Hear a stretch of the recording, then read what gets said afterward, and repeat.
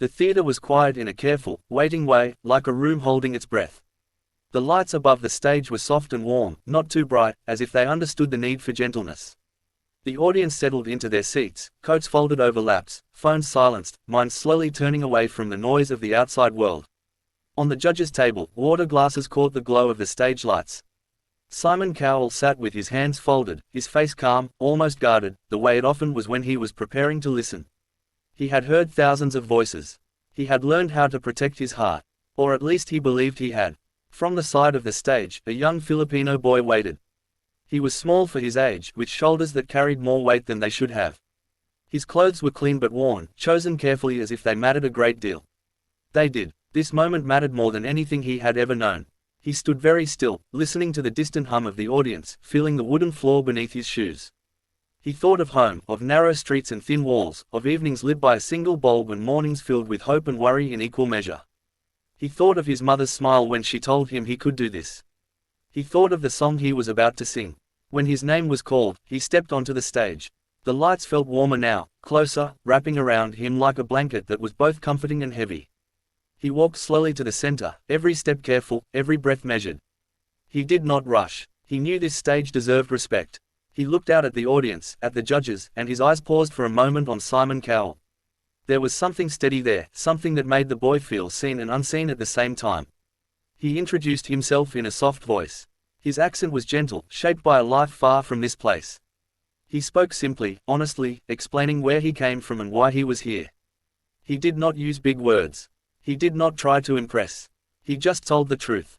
He said he was singing "Happy New Year," a song that meant a lot to him and his family. The audience shifted slightly, curious. It was not the usual choice. It was a song many people thought they knew. As the music began, quiet and slow, the boy closed his eyes. The first notes floated out, thin at first, like a thread. His voice was not loud, but it was clear. It carried a kind of careful hope, the kind that knows pain but chooses to believe anyway. He sang about the end of an old year and the fragile promise of a new one. Each word landed gently, like snow settling on a still night. The room grew quieter. People leaned forward without realizing it. The boy's voice filled the space in a way that felt personal, as if he was singing to each person alone. There was no rush in his timing. He allowed the pauses to breathe. He let the silence speak when it needed to. His voice held a softness that suggested long nights and early mornings, songs sung quietly so as not to wake others, dreams whispered rather than shouted. Simon Cowell watched closely. He had expected many things, but not this. Not the way the boy shaped the song, not the way he seemed to carry the weight of time in such a small body. Simon felt something shift inside him, something he had learned to keep still.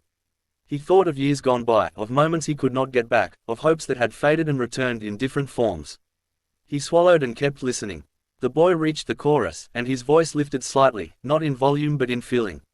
There was longing there, and gratitude, and a quiet plea for kindness. He sang as if the future was something delicate, something that needed care. The audience felt it. Some closed their eyes. Some wiped at their faces without knowing why. As the song continued, the boy's story began to unfold between the lines. He sang of nights when the future felt uncertain, of days when joy had to be found in small things. He did not explain these things directly. He let the song carry them. The words became bridges between his life and the lives of those listening. Simon Cowell felt his throat tighten. He remembered the early days of his own career, the risks, the doubts, the moments when music was everything and success was just a hope. He remembered how songs could change the shape of a day, or a life. He looked at the boy and saw not just talent, but truth. The final notes faded slowly, like light at the end of a long day. The boy opened his eyes. For a moment, there was silence. Then the audience rose, applause filling the room, strong but respectful, as if they did not want to break the spell too quickly. The boy stood still, his hands at his sides, his face calm but his eyes shining. Simon Cowell stood as well, his expression open in a way it rarely was. He clapped slowly at first, then with more strength. When he spoke, his voice was careful. He praised the boy's honesty, the way he made a familiar song feel new and meaningful. He paused, and for a brief second, his eyes grew wet. He looked away, took a breath, and looked back again. The boy listened, nodding, absorbing every word. He did not fully understand what was happening yet. He only knew that something important had been shared. Something real. The judges spoke one by one, offering kind words, thoughtful comments. But it was Simon Cowell's reaction that stayed with the audience. There was a sense that this performance had touched something deep, something human and universal. When the votes were cast, the result felt almost secondary. The real victory had already happened. The boy left the stage with quiet steps, his heart full and steady. Backstage, he took a moment to breathe. He thought of his family, of home, of the song that had carried him here. Later, as the theater emptied and the lights dimmed, Simon Cowell sat alone for a moment longer. He thought about the boy's voice, the way it had reminded him of the power of simplicity, of truth.